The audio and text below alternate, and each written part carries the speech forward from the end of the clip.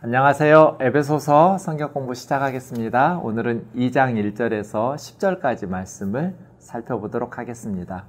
새해가 시작되었고 코로나가 여전하지만 우리가 말씀을 향한 열심과 노력들이 이렇게 꾸준히 이어졌으면 좋겠습니다. 어떻게 보면 교회에 나와서 신앙생활을 하던 것보다 우리 스스로 가정에서 또 직장에서 자립적인 신앙을 구축할 수 있는 좋은 기회가 될 것 같기도 합니다.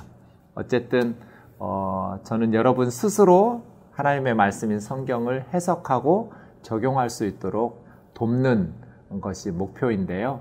여러분이 하나님 말씀을 잘 해석하고 적용하는 실력들을 길러갔으면 좋겠습니다. 오늘 2장 1절에서 10절 제가 읽어보겠습니다. 그는 허물과 죄로 죽었던 너희를 살리셨도다. 그때 너희는 그 가운데에서 행하여 이 세상 풍조를 따르고 공중의 권세 잡은 자를 따랐으니 곧 지금 불순종의 아들들 가운데서 역사하는 영이라. 전에는 우리도 다 그 가운데서 우리 육체의 욕심을 따라 지내며 육체와 마음에 원하는 것을 하여 다른 이들과 같이 본질상 진노의 자녀이었더니 긍휼이 풍성하신 하나님이 우리를 사랑하신 그 큰 사랑을 인하여 허물로 죽은 우리를 그리스도와 함께 살리셨고 너희는 은혜로 구원을 받은 것이라.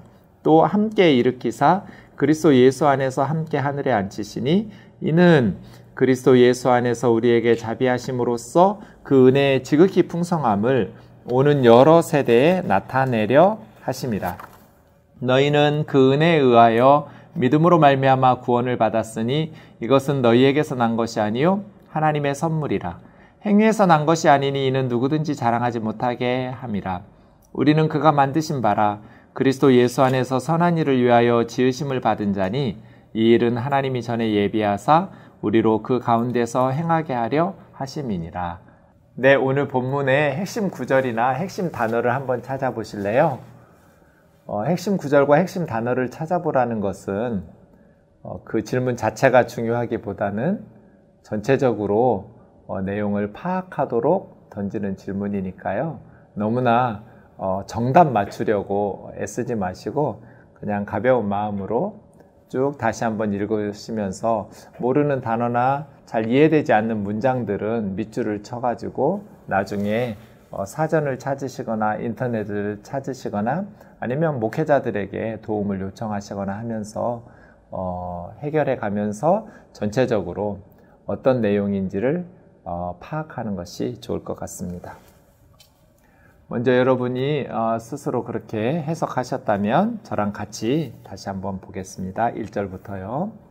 그는 허물과 죄로 죽었던 너희를 살리셨도다. 너희는 지금 에베소 성도들일 텐데 살아있는 사람인데 죽었다고 말하잖아요. 앞으로 죽을 거야가 아니라 죽었었다. 과거에 죽었던 너희를 살리셨도다. 이렇게 말하네요. 네. 그런데 허물과 죄 때문에 죽었던 이렇게 하죠. 그러니까 에베소 성도들은 육체적으로 죽었다가 살아난 사람들은 없죠. 육신적으로는 계속 살아 있었지만 허물과 죄 때문에 죽어 있었다. 마치 나뭇가지가 나무의 본체에서 분리됐다면 본체로부터 분리된 나뭇가지는 죽었잖아요. 살아있는 것처럼 보이지만 죽은 거거든요. 이와 같이 사람들도 생명의 본체이신 하나님으로부터 분리된 순간 살아있지만 육체적으로는 영적으로는 죽은 거거든요. 생명의 본체이신 하나님으로부터 분리되어서 이게 이제 허물과 죄죠. 허물과 죄로 죽었던 너희를 살리셨다는 거예요. 그때는 죽었을 때겠죠? 너희가 그 가운데서 행하여 허물과 죄 가운데서 행하여 이 세상 풍조를 따르고 타락한 세상의 기준과 가치를 따랐죠. 공중의 권세 잡은 자를 따랐으니 공중의 권세 잡은 자는 누굴까요? 사탄이겠죠? 하나님을 대적하고 하나님을 대적하도록 사람들을 유혹하는 사탄, 공중의 권세 잡은 자를 따랐으니 곧 지금의 불순종의 아들들 가운데서 역사하는 영이라. 지금도 하나님의 구원의 복음을 거부하고 불순종하는 세상 사람들 가운데서 활동하고 있는, 역사하고 있는 사탄의 영. 그래서 전에는 우리도 다 그 가운데에서 우리 육체의 욕심을 따라 지내며 육체와 마음에 원하는 것을 하여 다른 이들과 같이 본질상 진노의 자녀이었더니, 예전에는 우리 크리스찬들도 다 불순종의 아들들처럼 불순종하면서 살아가고 있었죠. 그 가운데서 육체의 욕심을 따른다는 것은 이제 하나님을 따르기보다는 죄악된 본성, 어떤 세상의 타락한 본성을 따라서 하나님을 기쁘시게 하지 못하는 그러한 삶을 살았던 거죠. 육체와 마음이 원하는 것. 그러니까 육체와 마음이니까 인간 전체겠죠. 겉으로만 아니고 마음으로도, 또 마음으로만도 아니고 육체로도, 겉으로도, 안과 박이 다 전인격적으로 원하는 것을 하여 다른 이들과 같이, 믿지 않는 사람들과 같이 본질상 진노의 자녀이었더니, 본질상이라는 것은 태어나면서부터죠. 천성적으로 태어나면서부터 진노의 자녀라는 것은 진노의 대상이었다는 뜻이겠죠. 심판을 받을 수밖에 없는 하나님의 진노의 대상인 인간들, 그런 진노의 자녀이었더니, 이게 이제 그때죠. 4절, 긍휼이 풍성하신 하나님이, 그러니까 하나님의 진노를 벗어나는 길은 우리가 만들어내는 것이 아니라 긍휼에 풍성하신 하나님께서 우리를 사랑하신 그 큰 사랑을 인하여, 하나님의 큰 사랑 때문에죠. 네. 우리가 사랑받을 만해서가 아니에요. 우리가 대단한 가치가 있고 착하게 살고가 아니라 하나님의 큰 사랑 때문에, 하나님의 본성 속에 있는 그 긍휼과 풍성하신 사랑 때문에 우리가 진노하심에서 허물과 죄로 죽었던 우리가 다시 살아날 수 있었던 것이죠. 마치 구약의 호세아 선지자가 고멜이라는 아주 타락한 아내를 사랑했기 때문에 고멜의 삶이 거듭된 죄악에도 불구하고 회복되는 것처럼, 우리는 고멜과 같은데 하나님께서 극진하신 사랑으로 우리를 용서하시고 품어주시는, 죄로 말미암아 진노 가운데 처한 우리를 외면하지 않으시고 긍휼히 여기시는 하나님의 따뜻한 사랑, 그 하나님이 우리를 불쌍히 여겨주시는 그 큰 사랑 때문에 우리가 구원을 받을 수 있었다는 거죠. 허물로 죽은 우리를 그리스도와 함께 살리셨고, 이 함께가 3번 나오는데요. 5절, 6절에 하나님께서 허물로 죽은 우리를 그리스도와 함께 살리셨고, 함께 일으키셨고, 함께 하늘에 앉히셨다. 이렇게 3가지가 나오죠. 하나님께서 예수님만 살리신 것이 아니라 예수님과 함께 우리도 살리셨대요. 너희는 은혜로 구원을 받았다는 설명이 붙어 있고요. 우리가 자격이 있어서 구원을 받은 것이 아니라 하나님의 은혜로, 은혜는 자격이 없는 자들에게 주시는 하나님의 선물을 은혜라고 하죠.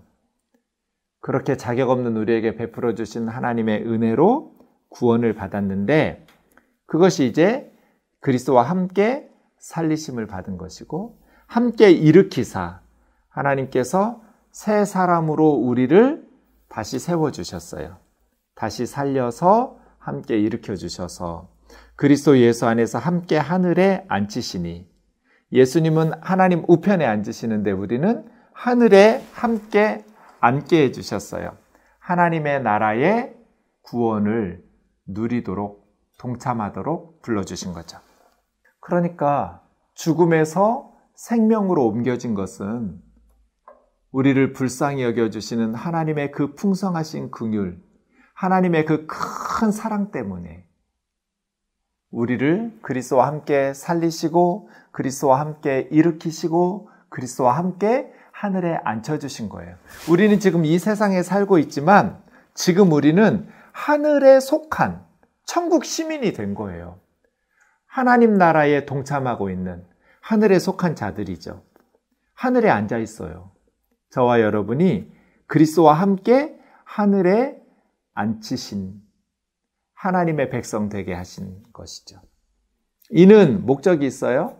왜 하나님께서 우리를 그리스도와 함께 살리시고 그리스도와 함께 일으키시고 그리스도와 함께 하늘에 앉혀주시냐면 그리스도 예수 안에서 우리에게 자비하심으로써 그 은혜의 지극히 풍성함을 오는 여러 세대에 나타내려 하심이라. 이게 목적이에요. 예수 그리스도 안에서 우리에게 자비하심으로써, 자비라는 말은 사랑할 자자고 비자는 슬플 비자잖아요. 다른 사람을 사랑하면서 불쌍하고 가엾게 여기는 마음을 자비라고 하는데, 원문에 보면 그냥 하나님께서 우리를 친절하게 대해 주신 거예요. 하나님께서 우리에게 선하게 선대해 주셨기 때문에 하나님의 그 큰 사랑과 친절하심으로 그 은혜의 지극히 풍성한, 그러니까 예수 그리스도 안에서 우리에게 보여주신 그 지극히 풍성한 은혜, 이렇게 하는 게 좋겠죠? 하나님께서 그리스도 안에서 우리에게 나타내신 지극히 풍성하신 은혜를 오는 여러 세대, 지금 우리 시대뿐 아니라 앞으로 다가올 모든 세대들에게 나타내려 하십니다. 이게 이제 저는 교회 사명 같아요. 교회 사명이 뭐겠어요? 구원의 복음을 다가오는 모든 세대에 나타내는 것이겠죠. 전도하고 선교하는 것. 나같이 소망 없는 죄인에게도 하나님께서 친절하게 대해 주셔서 자비를 베풀어 주셔서 용서받고 하나님의 자녀가 되었다. 너도 함께 예수 그리스도를 믿고 구원을 받도록 하자. 이게 이제 우리가 해야 될 사명인 것이죠. 네, 정말 놀라운 선언이에요. 우리가 이 세상에 살고 있는데 우리도 몰랐었죠? 복음을 듣기 전에는 허물과 죄로 죽었었어요. 하나님으로부터 분리되어 있었으니까요. 그랬던 우리가 이제는 다시 하나님에게 접붙임돼서 새로운 생명을, 영원한 생명을 예수 그리스도 안에서 얻게 된 거잖아요. 우리는 그런지도 몰랐는데 세상의 풍조를 따랐고 공중의 권세 잡은 마귀와 사탄에게 미혹을 당해서 하나님을 대적하고 혹은 하나님에 대해서 관심도 없이 무시하면서 살았던 우리들이잖아요. 다 육체의 욕심을 따라서 하나님의 진노를 받을 수밖에 없는 허물과 죄로 죽은 삶을 살았던 우리들이 풍성한 긍휼의 하나님께서 큰 사랑을 우리에게 베푸셔서 예수 그리스도와 함께 죄로 말미암아 십자가에서 죽고 다시 예수 그리스도의 은혜로 우리를 살리시고 일으키시고, 그때 일으킴 받을 때는 새로운 피조물이 되어서 일으켜 세움을 받아서 새로운 생명을 살게 된 거예요. 그리고 하늘에 함께 앉힌, 하늘에 속한 자, 천국 시민으로 살게 해주신 것이죠. 바울은 지금 로마 감옥에서 순교를 앞두고 죽음을 앞두고 감격하면서 이 놀라운 하나님의 역사들을 회상하고 있는 것 같습니다. 8절이요.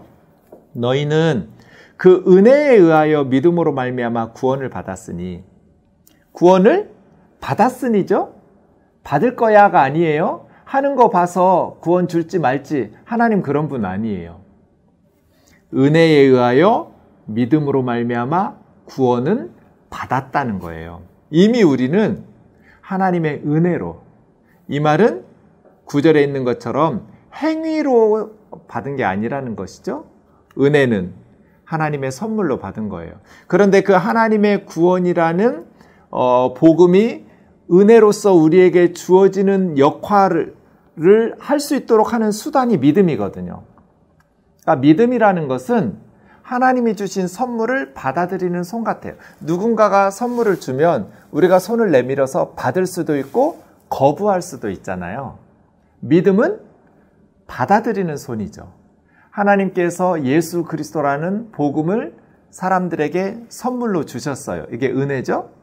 그 은혜를 우리는 감사하면서 받을 수도 있고 무관심하게 외면하거나 적대적으로 분노하면서 귀찮게 하지 말라고 썩 꺼지라고 거부할 수도 있잖아요. 그 은혜를 믿음으로 받아들였어요. 네. 이것은 너희에게서 난 것이 아니요 하나님의 선물이라. 이것이라는 건 구원의 전 과정인데요. 구원의 모든 과정은 하나님이 시작하셨고 하나님께서 이루셨거든요. 하나님의 선물이에요. 우리가 만들어낸 것이 아니죠. 행위에서 난 것이 아니니 누구든지 자랑하지 못하게 하려 함이라. 행위라는 건 크게 세 가지 정도가 있는데요. 이걸 자력구원이라고 그래요. 자기 힘으로, 자력으로 구원받는. 세상의 모든 종교는 자력구원이 공통점이라고 그랬죠. 네, 세 가지 정도라고 그랬는데 선행. 착하게 살면 구원받을 거야 라고 사람들 생각하죠. 행위예요. 득도. 진리를 발견하면, 깨달으면, 득도하면 구원을 받을 거라고 생각해요. 그것도 인간이 터득하는 행위예요. 종교적 계명. 종교들마다 유대교처럼 구약의 율법이든지 무슬림들처럼 꾸란의 계명이든지 불교인들의 불경의 어떤 종교적 계명들이 있죠. 모든 종교들이 가지고 있는 그런 율법을 준수하는 종교적 계명을 준수하든지 이 다 행위예요.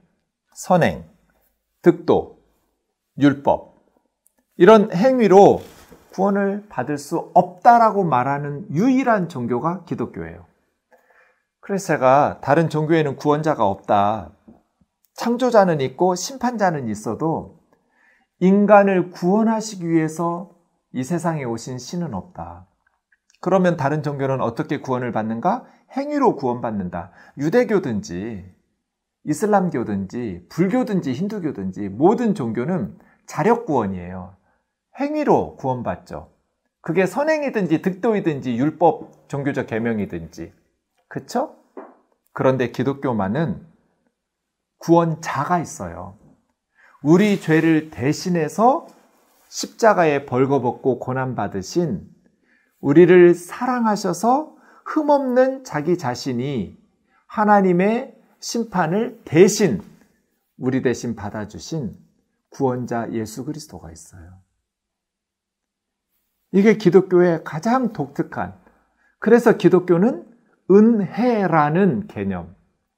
다른 종교에는 은혜로 구원받는 게 없어요. 다 싹스로 구원받죠. 내가 뭔가를 했기 때문에 선행이든지 득도이든지 율법 준수이든지 행위를 했기 때문에 구원받죠.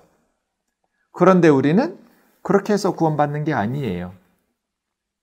그래서 그리스도인들은 자기 구원에 대해서 자랑할 게 하나도 없어요.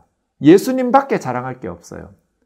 나의 선한 행동으로 하나님 자녀 된 게 아니니까요. 천국 백성 되는 것이 나의 선행으로 행위로 된 것이 아니기 때문에 예수 그리스도의 은혜로 되었기 때문에 우리의 자랑은 오직 예수님밖에 자랑할 게 없는 거죠.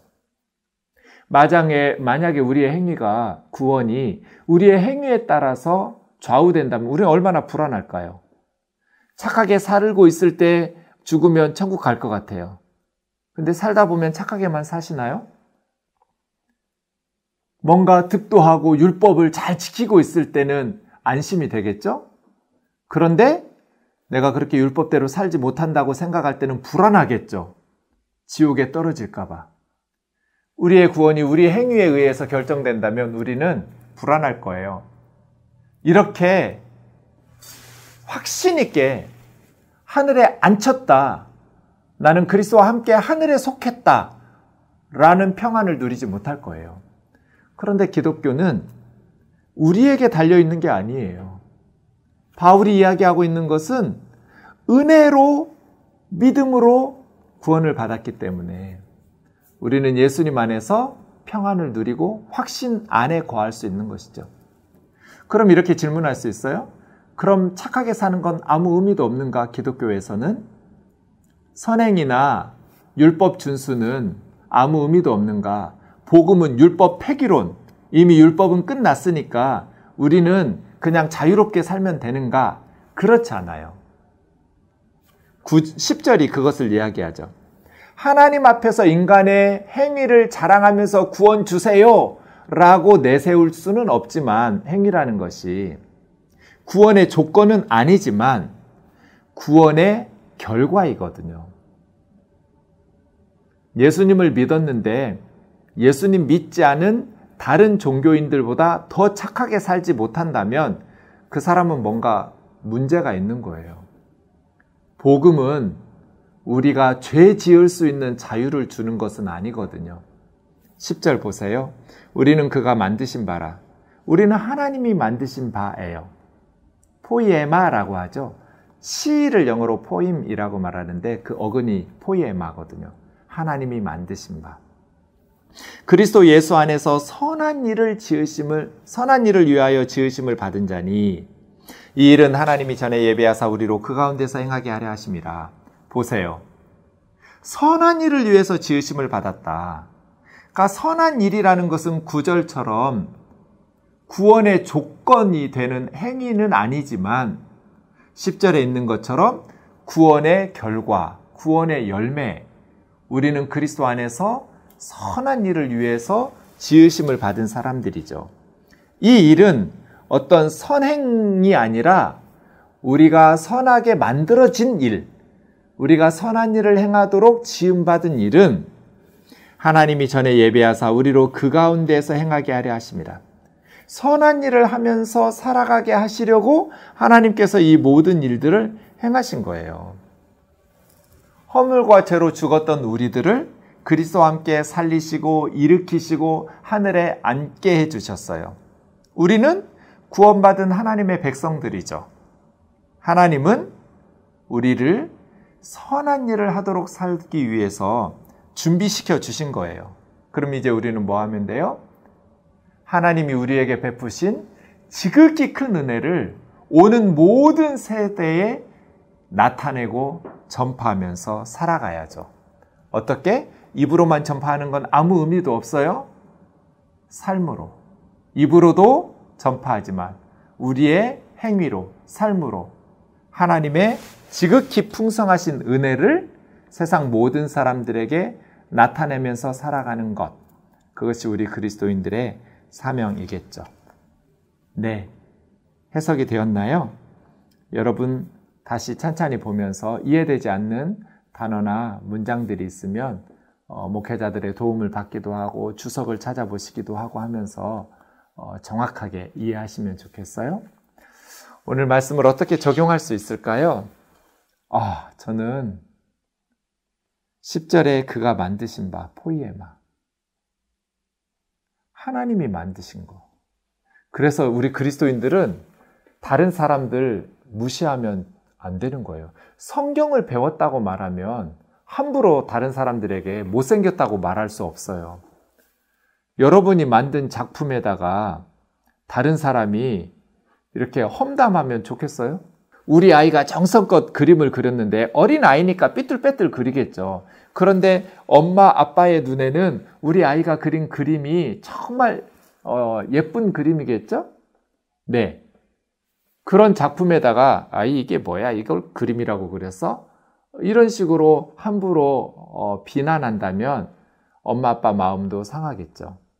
하물며 하나님께서 직접 만드셨어요.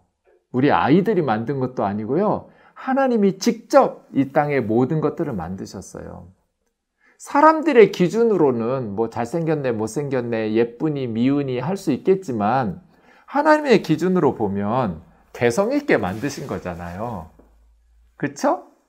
그래서 함부로 다른 사람들 못생겼다고 그렇게 말하지 마세요. 하나님이 지으시고 보시기에 좋았더라 이렇게 만드신 사람들이에요. 소중히 여겨야 돼요. 하나님의 작품이에요. 개새끼라고 욕하시면 안 돼요. 하나님 새끼라고요.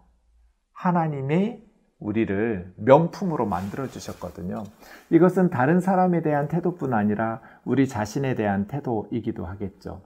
나의 삶을 함부로 살면 안 되겠구나. 하나님의 작품, 명품이니까.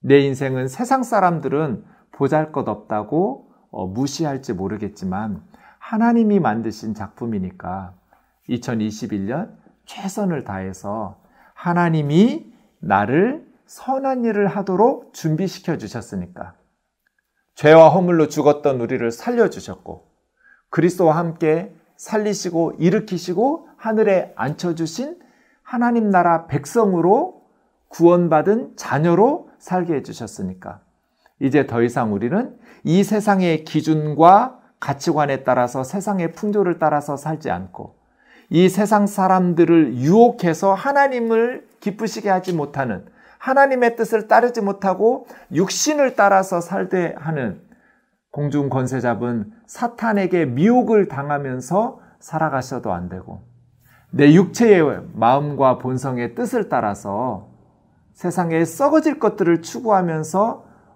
무가치하게 살아서도 안 되고, 하나님의 지극히 큰 은혜의 풍성하심들을 찬양하고 또 많은 사람들에게 나타내면서 값지게 살아가야겠다. 다른 사람들을 소중히 여기고 내 인생도 소중히 여기면서 하나님 앞에서 보람된 한 해를 살아가야겠다. 이렇게 적용하면 되겠죠. 너무너무 중요한 구절 같아요. 제 생각에는 에베소서 2장이 에베소서 전체에서 가장 중요한 부분 같아요. 1절에서 10절 교회라는 말은 단어는 없지만 교회가 무엇이고 크리스찬이 무엇인지 기독교의 핵심과 본질을 정확하게 짚어준 것 같아요. 은혜로 말미암아 믿음으로 말미암아 구원을 받았다. 풍성하신 긍휼의 하나님께서 진노의 자녀로 죽을 수밖에 없는 우리를 불쌍히 여겨주신 그 친절하심, 그 자비로우심을 예수 그리스도 안에서 베풀어 주셔서 우리에게 이렇게 놀라운 큰 사랑으로 말미암아 하나님 자녀 삼아 주셨다. 이 기독교의 진리와 복음의 핵심이 이 땅의 모든 종교들을 무너뜨리고 이 땅의 사람들의 모든 불안과 두려움과 염려, 이러한 것들을 깨뜨려가면서 참된 평안, 세상이 줄 수 없는 확신 있는 복음 안에서의 구원의 평안을 누리면서, 그러면서도 선한 일을 위해서 가장 성실하게 값진 인생을 이 땅 가운데서 살아가도록 권면하고 있는 정말 탁월한 복음의 핵심인 것 같습니다. 이 말씀 붙들고 기도하고 이 말씀을 계속 되새김질하고 묵상하면서 내가 누구인지, 과거에는 어땠고 지금은 어떤 존재로 변화되었는지, 그리고 나는 어떻게 살아가야 되는지, 나의 인생은 무엇을 위해서 존재하고 있는지 말씀을 통해서 다시 한번 묵상하시면서 믿음으로 승리하는 저와 여러분 되기를 주님의 이름으로 축원합니다. 감사합니다.